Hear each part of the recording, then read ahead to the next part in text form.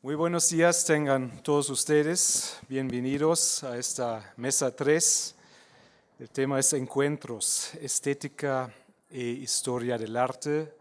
Vamos a escuchar 4 ponencias muy interesantes y los organizadores del coloquio me pidieron una presentación minimalista de los ponentes. Entonces, como la primera ponencia es Historia del Arte y Estética, Encuentros y Desencuentros. Y la ponente es María Herrera Lima, es investigadora del Instituto de Investigaciones Filosóficas de la UNAM desde 1985 y profesora de Estética y Filosofía Política del posgrado de la Facultad de Filosofía y Letras. El formato es de 20 minutos, pongo mi reloj, y luego tenemos un espacio de 10 minutos, entonces pido que ya durante la exposición piensen en preguntas inteligentes y puntuales. Gracias.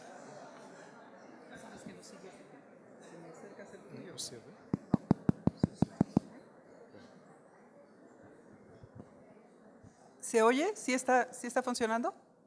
Ok. Bueno, de lo que quiero hablar ahora, dado que el tiempo es corto, voy a ir un poco rápido. Primero, decir que creo que es algo positivo para el coloquio, que las posturas desde la filosofía que vamos a presentar aquí son muy diferentes entre sí. Ayer tuvimos más la postura continental con Laura, de la filosofía francesa, ahora la ponencia del doctor Tanque con una estética kantiana. Lo que yo voy a presentar es más, digamos como decía un profesor mío de mis épocas de estudiante, uno escoge a sus ancestros.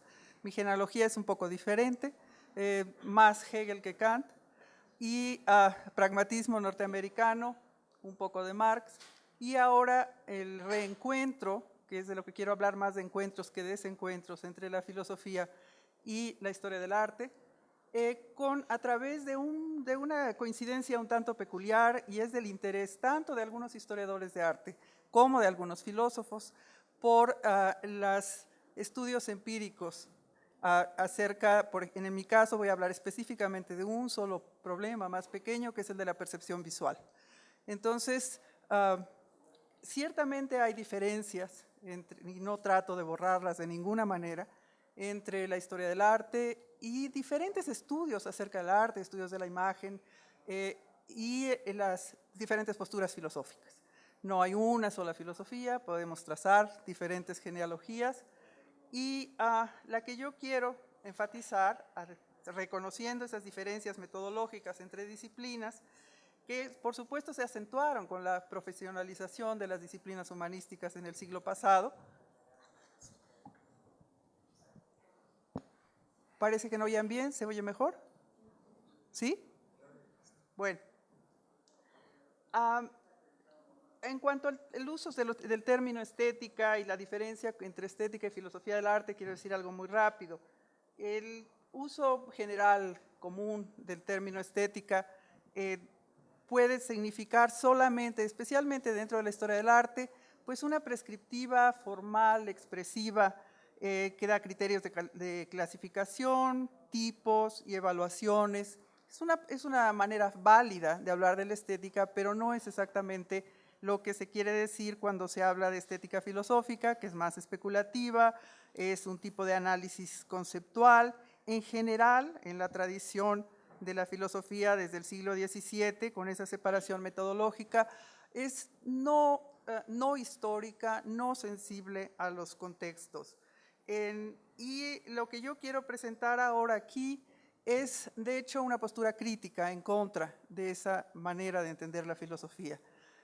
A mí me interesa un tipo de filosofía, y especialmente de filosofía del arte, que prefiero el término de estética, es menos ambicioso, generalmente dedicado a problemas más puntuales, y que parte del supuesto de que no puede haber una sola filosofía del arte, una sola teoría estética o que comprenda todas las artes, algo más puntual, menos abarcante.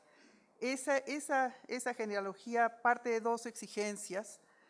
Desde la historia del arte, un reto peculiar del que voy a mencionar a continuación, y desde la filosofía, como decía, esa necesidad de lo que decía un filósofo del siglo pasado, Stephen Toulmin, hay que recontextualizar a la filosofía, hay que acercarla también a diferentes clases de estudios empíricos, algo que hizo la filosofía de la ciencia desde mediados del siglo pasado y que en el caso de las artes voy a tratar de ejemplificar en los estudios de la percepción.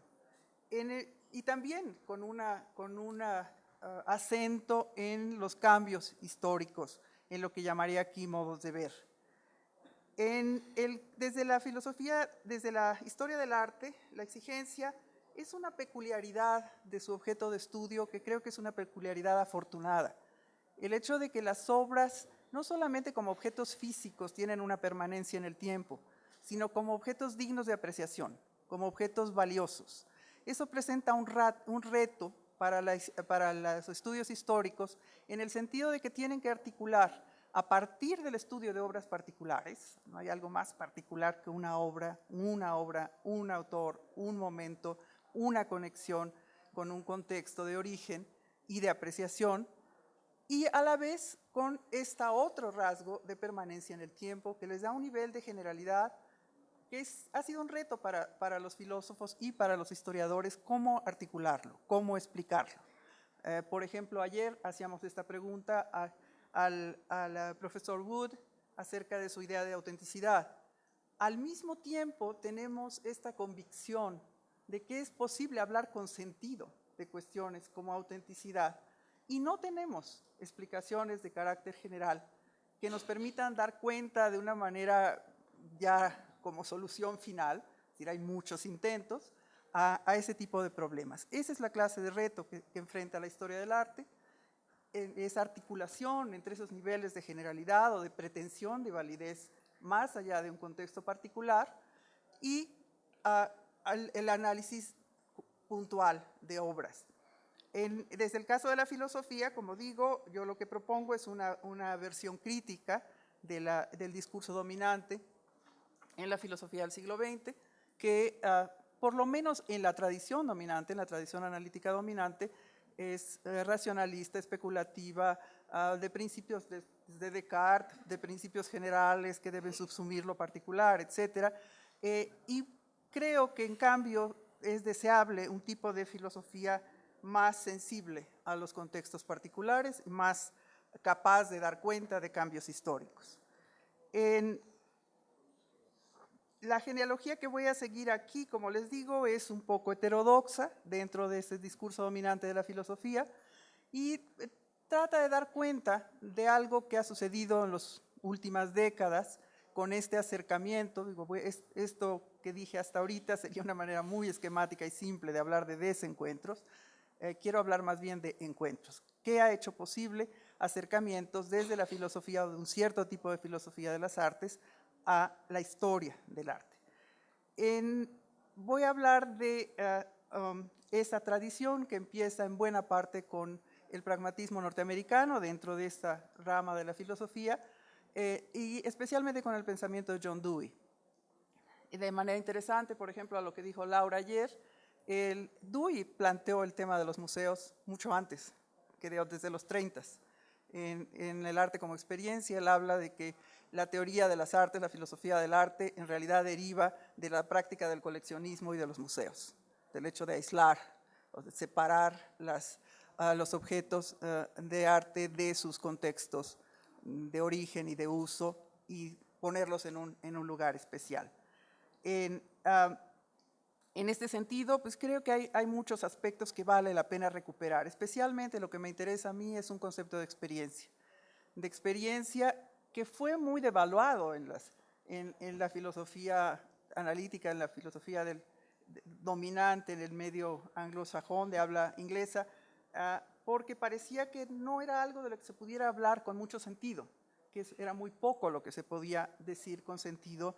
Y de la experiencia estética, pues también no parecía que se pudiera hablar, porque ante todo lo que llamaré aquí la estética analítica es una estética o un tipo de teoría que habla de objetos físicos, que aparentemente no puede decir nada acerca de procesos creativos ni de procesos afectivos de recepción, sino habla de características de objetos. Entonces, ¿qué es lo que podemos decir acerca de esos objetos? Podemos describirlos, podemos hablar de propiedades, podemos, por ejemplo, plantearnos como Danto, cómo se distingue un objeto ordinario de una obra de arte, después de los retos de las vanguardias que justamente trataban de borrar esas diferencias.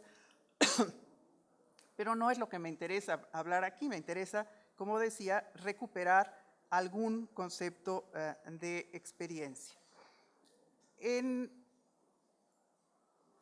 Ya algunos psicólogos y filósofos se quejaban de esta situación, por ejemplo, Rudolf Arnheim, y él decía, bueno, solamente podemos hablar, dada lo limitado de los recursos que nos ofrecía las teorías de ese momento, parece que solamente podemos hablar de cuestiones formales o perceptuales formales y hablar de lo que él llamaba el pensamiento visual.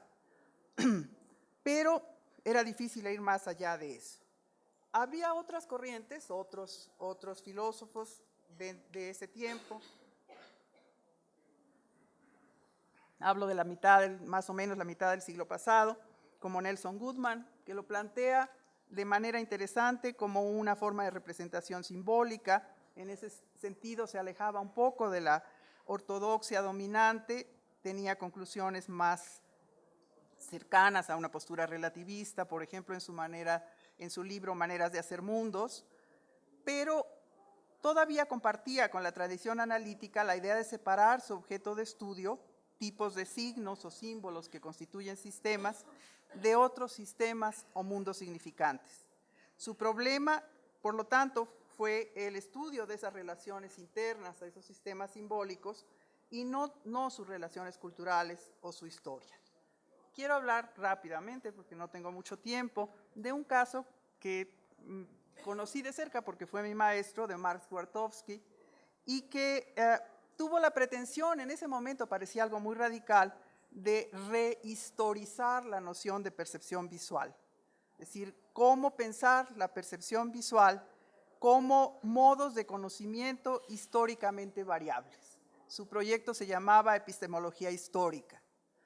No llegó a completarlo, pero dio sugerencias muy interesantes.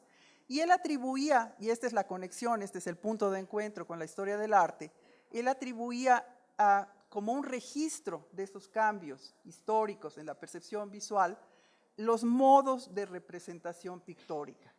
Él planteaba que así, que esta forma de representar, de organizar, de ordenar nuestra percepción visual del mundo tenía una influencia muy importante más allá de las artes como una forma de organizar el conocimiento.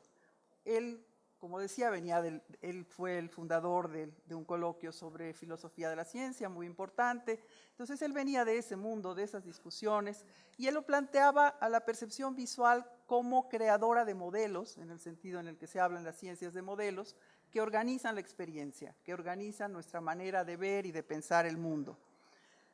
Él obviamente se alejaba de la concepción tradicional o establecida de la percepción como, pues, ante todo una cuestión orgánica, que presumiblemente sería la misma para todos los sujetos en todo momento, y trataba entonces de decir que hay modos de ver temporal y culturalmente determinados. A partir de una interpretación un tanto libre de la idea marxista de que los humanos nos transformamos a nosotros mismos al transformar la naturaleza, como por ejemplo al construir instrumentos tecnológicos y otros artefactos culturales que modifican la manera en que nos comportamos en la vida ordinaria, él propone de una manera provocadora que la percepción misma es una especie de artefacto, al menos en sentido metafórico. Es decir, que la percepción se concibe como una especie de instrumento que dispone de modelos para organizar la experiencia visual y se manifiesta de modo concreto en hábitos perceptuales que enmarcan y dan sentido a lo que vemos. Esto supondría, aunque no llegó a desarrollarlo explícitamente, que, como en el caso de las teorías científicas, el acceso a la realidad está mediado por creencias y conceptos que se organizan en modelos que permiten explicar estos fenómenos. En el caso de la percepción visual, no simplemente vemos contornos, volúmenes, colores, objetos, sino vemos objetos con un nombre, con una función, con un sentido. Y en la propuesta de Wartofsky los vemos además de una cierta manera, desde un cierto punto de vista, con expectativas acerca de cómo se delimitan nuestros campos visuales, por ejemplo, en el caso de la fotografía y el cine, o cómo se sitúan los unos con los otros, entre otros rasgos observacionales. Estos modos de ver históricamente variables le permiten, por lo tanto, a Wartofsky dar el siguiente paso y decir que la visión humana misma tiene una historia, que es un artefacto que se construye a partir de otros artefactos culturalmente producidos y que existe y que dependen de habilidades de la vida ordinaria, del aprendizaje y familiaridad con sistemas de representación pictórica, que son una de sus fuentes para Wartofsky, y esa sería una de mis críticas, tal vez excesiva, o sea, hace dependerlo tal vez excesivamente de esa noción de modelo. Pero en sus palabras, esta es una cita, la historia del arte es un componente crucial de la historia de la percepción. No tengo tiempo de dar demasiado detalle, hablar de lo que Wartofsky llamaba la trinidad de esos teóricos disidentes, que son un historiador de arte, un psicólogo y un filósofo.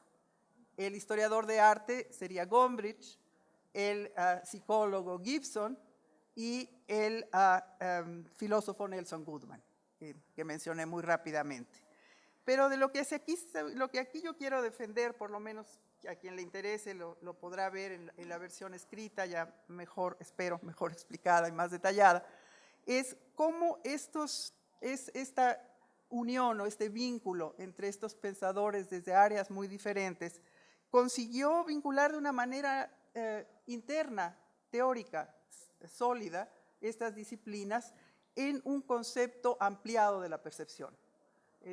Alejándose de esa idea de la percepción no contextualizada al historizar y darle un contenido empírico a las prácticas de representación visual en las que se apoya, se acerca a posturas contemporáneas de lo que se ha llamado la cognición incorporada, enactive cognition, o algunos estudios que vinculan la percepción, porque por supuesto el supuesto que está detrás aquí es que la percepción no es un fenómeno exclusivamente óptico, que no se trata solamente de un problema de óptica, sino que involucra a los demás sentidos, es multimodal, involucra al cuerpo de manera importante.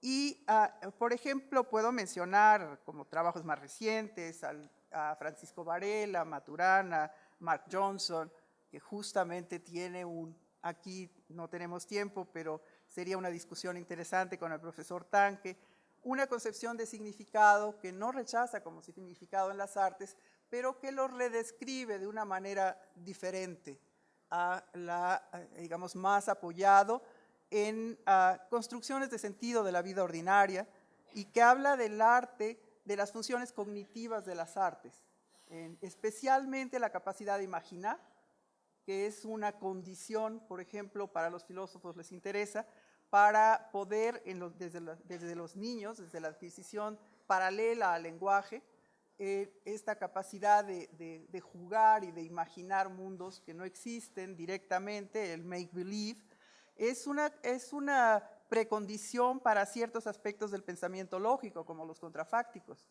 Poder hablar de lo que no está ahí, poder imaginar mundos posibles. Entonces, tienen también funciones cognitivas, otro de los supuestos que este tipo de teorías quiere defender y que se apoyan en trabajos recientes en psicología experimental y psicología cognitiva y estudios de las neurociencias, es que las artes de manera interesante activan procesos cerebrales al mismo tiempo cognitivos y afectivos.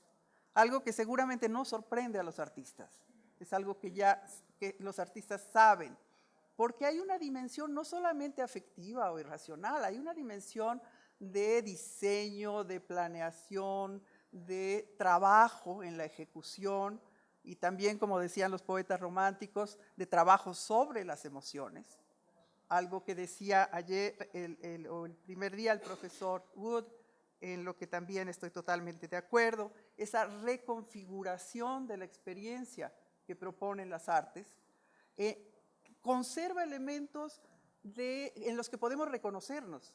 No es la misma experiencia y no importa que lo sea, del artista o de lo que estaba sintiendo en el momento de de construir la obra, pero hay un fondo común de maneras de ser en el mundo como afectivas y cognitivas que nos permiten reconocernos en esa experiencia. Hay huellas de esas experiencias, que es lo que las artes conservan como testimonio. Entonces ahora lo que es interesante para los filósofos que tenemos ya a mi edad muchos años de trabajar en esto y estamos un poco aburridos solo del trabajo especulativo, pues es muy interesante descubrir cómo algunas de estas investigaciones empíricas apoyan esta clase de propuestas. Cómo efectivamente se ha vuelto las artes un campo muy fértil de experimentación para estos científicos. ¿Por qué? Porque presentan dos rasgos distintos a otro tipo de experiencias. Una, la complejidad. Al revés de los experimentos científicos que tratan de ir eliminando todo lo que es superfluo para el fenómeno estudiar y quieren concentrarse solo en un aspecto, las artes permiten, déjame 5 minutos más, las artes permiten, para concluir, incorporar un grado de experimentación, de libertad y de complejidad que no hay en otras prácticas, pero a la vez lo hacen de una manera relativamente controlada, porque tratan de producir un cierto tipo de objeto, evento, experiencia, dentro de ciertas, pues, prescriptiva de una práctica. Y eso permite que tengamos un mejor acceso a esta práctica como experiencia. No voy a hablar, ya me lo brinco, de Dewey, que ya había planteado muchas de estas cosas desde los 30, y solamente quería, lo dejo ya para el trabajo escrito, acercarme al trabajo de un historiador del arte reciente, Jonathan Crary, en un libro que se llama Suspensions of Perception, en el que que trata de hacer, y esto aquí solamente, déjame decir las 3 conclusiones finales, de cómo es posible crear estos vínculos teóricos entre un cierto tipo de filosofía de las artes, sensible a la historia y a los contextos, y un cierto manera de hacer historia del arte que busca encontrar lo que llamo yo aquí conceptos puente, algo que nos permite vincular ese nivel de explicaciones muy generales, abstractas, con el estudio concreto de las obras. En el trabajo que me interesaba aquí comentar de Crary, él se dedica a hablar no solo de la percepción en general, sino en particular del concepto de atención. Cómo el concepto de atención, tal y como fue trabajado en la segunda mitad del siglo XIX, en las teorías de la percepción y en el arte, especialmente trabaja en ese libro con 3 pintores, con Manet, Seurat y Cézanne, cómo representan en la pintura como una puesta en escena de esas nuevas actividades perceptuales. Déjenme mencionar solamente un ejemplo.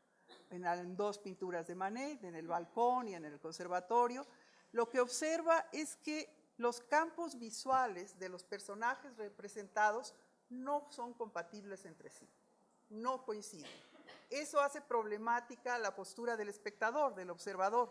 ¿A quién atiende? A este y tendrías que estar de esta manera, al que está en medio o al que está del otro lado. Entonces, ¿qué quiere decir esto? Que él está ya desestabilizando el concepto tradicional de percepción, pero representándolo de manera visual a partir del concepto de atención. Eso es muy interesante también. Y incluso tiene un componente social, porque lo que están haciendo estos personajes es no mirarse unos a los otros. Eso ya era válido como costumbre social, digamos, ya no era, la fórmula de cortesía se había perdido, era una especie de anonimato compartido, podían ignorarse unos a otros y cada uno estar dedicado a lo que le interesaba ver o hacer en ese momento. Entonces, esto es más complejo de lo que le puedo dar realmente hacer justicia aquí. Solo quiero, entonces, para terminar, como pueden ver, me estoy brincando todo, solo termino con los 3 puntos de conclusión. Sí, queda un minuto. Ok, hasta donde me dé el minuto que me queda, en el que quiero decir por qué encuentro que esto es una ventaja teórica interesante en el trabajo de Crary y que nos presenta, pues, por lo menos sugerencias para continuar este trabajo, estos encuentros creativos, productivos, entre la historia del arte y un cierto tipo de filosofía del arte. Primero, vincula los aspectos más abstractos o generales de la teoría de la percepción, ya sea en un sentido biológico o psicológico o desde la filosofía, con aspectos observables, concretos de las obras. En ese sentido, permite la colaboración entre el trabajo de los filósofos y la historia del arte.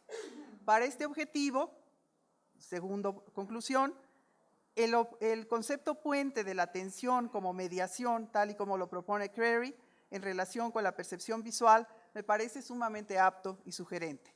Nos permite superar algunos de los problemas que encontraba en Gwartowski, que no mencioné aquí, pero lo dejo entonces en el aire esto. Y finalmente, este tipo de aproximación a la teoría de las artes hace posible esclarecer el lugar de las proposiciones generales, estas que reclamaban validez general, si se quiere evitar el término universal, y los estudios particulares, obras, actitudes, prácticas. No es tan vago, no es tan enigmático. Es cierto, como decía el profesor Tanque, que para cierto tipo de filosofía, pues, que tiene unos resabios conductistas muy fuertes, que no se puede decir nada acerca de lo que sucede al interior, es solo exterioridad, pues bueno, las obras de arte parecen enigmas. Pero si empezamos a ver, empezar a construir estos puentes que vinculan esas dimensiones muy generales con las maneras concretas de representación en las artes, pues vemos que no es tan misterioso como podría parecer si solo se piensa en la exterioridad. Bueno, para terminar, la atención, entonces, tendríamos que verla no como una capacidad de la especie, en el sentido en que lo es la percepción visual, sino que es un hábito culturalmente codificado y por lo tanto variable en su prescriptiva. A su vez, este tipo de mediaciones culturales e históricas, a la manera de Gombrich y Goodman, cuando hablaban de los sistemas de representación pictórica, sirven para modular las funciones fisiológicas y psicológicas y las actitudes corporales en la actividad de percibir, que percibir quiere decir ver, atender, orientarnos, disponernos para actuar en el mundo, y en este punto, pues, discreparía de las conclusiones relativistas de Crary, pero como no lo pude exponer completamente, pues tampoco queda muy en el aire este asunto. Ya se verá más en la versión escrita. Pues muchas gracias.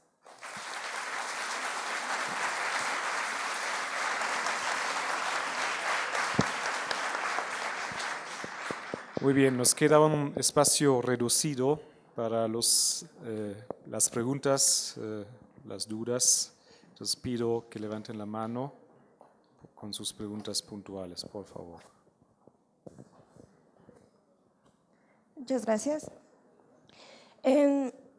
Hablando de la experiencia y del usuario conforme a su percepción de la obra, me gustaría saber qué opinión tiene de cuando ya en una obra parte de la experiencia del usuario actualmente también es llevarse una fotografía o un recuerdo cuando visita una exposición o está viendo una obra y todavía yendo más allá, tomarse una fotografía como usuario con la obra detrás. ¿Cómo modifica esa experiencia esta relación? Bueno, lo que quise, no sé si tengo una respuesta satisfactoria para esa pregunta, porque en realidad estamos usando el término experiencia de diferentes maneras. La experiencia de ese contacto inmediato con la obra que tú planteas, pues evidentemente puede tener muchas maneras de acercamiento. Esto es lo que dices. Bueno, me puedo acercar a ella directamente, me puedo tomar una fotografía, puedo ver un libro de arte, o La verdad es que no tengo mucha simpatía por los selfies, así que de eso no voy a hablar. En realidad lo que decía Dewey en los 30 acerca de la diferencia entre self-expression, que implicaba un trabajo sobre materiales, sobre la obra en los artistas, y self-exposure, nada más una cuestión de exhibición. Para mí los selfies no son más que eso. Pero, digamos, mis prejuicios de vejez a un lado. No es exactamente el concepto de experiencia que estaba tratando de defender. Lo que trataba de defender aquí como esa experiencia puntual de las artes no es algo que tenga que darse siempre en todo encuentro. Es un tipo de forma de relación con objetos culturales que podemos hacerlos desde el lado del creador, desde el lado del receptor, y que aún para nosotros mismos no se da siempre de la misma manera. A veces podemos estar mejor dispuestos, más sensibles, con mayor capacidad de apreciación que en otros. Esa sería una descripción psicológica inmediata que no es el concepto que quería defender aquí, pero que se vincula a él, por supuesto. Muy bien, ¿otra pregunta? Yo quiero saber cuál es la relación entre la filosofía del arte de Heidegger con la filosofía de arte de Goodman y, bueno, como puntualizar más bien en esta idea de la obra de arte, el arte y el artista, en ese, como otra trinidad propuesta por... De Heidegger ninguna, esa es una respuesta fácil. Goodman no tenía ninguna conexión con Heidegger.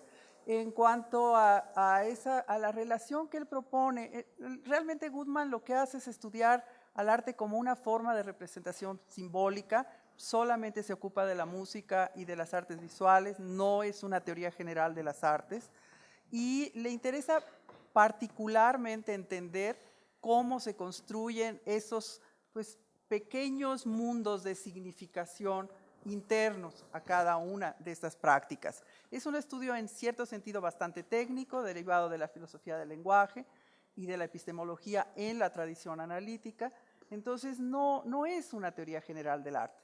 Lo que le interesa aquí, y a Gwartowski y a mí también, y por lo que lo asociamos a esta manera distinta de hacer filosofía, es porque sí piensa que cualquier filosofía del arte debe tener una conexión importante con el estudio de las artes, que no es solamente especulativa, sino que tiene como reto poder ofrecer algo a nivel explicativo acerca de aspectos, sino de todas las artes.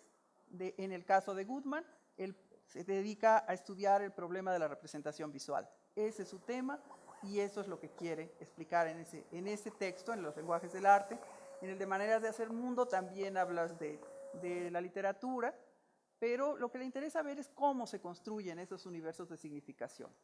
Esa es su tarea puntual, menos ambiciosa que la de una estética en general. Por eso estos autores no se llaman a sí mismos, no hablan de estética, hablan de filosofía del arte de manera más puntual y con relación a problemas más pequeños, más acotados.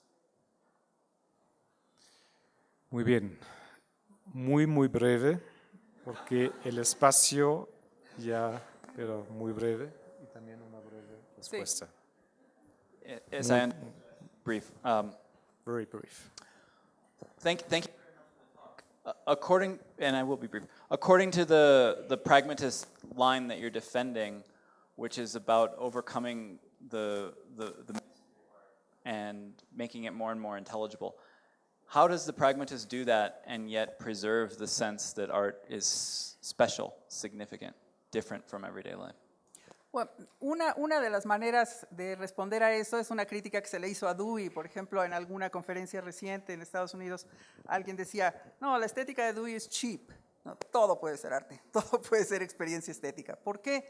Porque buscaba una continuidad de la experiencia ordinaria y la experiencia estética, pero señalaba ciertos rasgos para la experiencia estética que la diferenciaban de la experiencia ordinaria.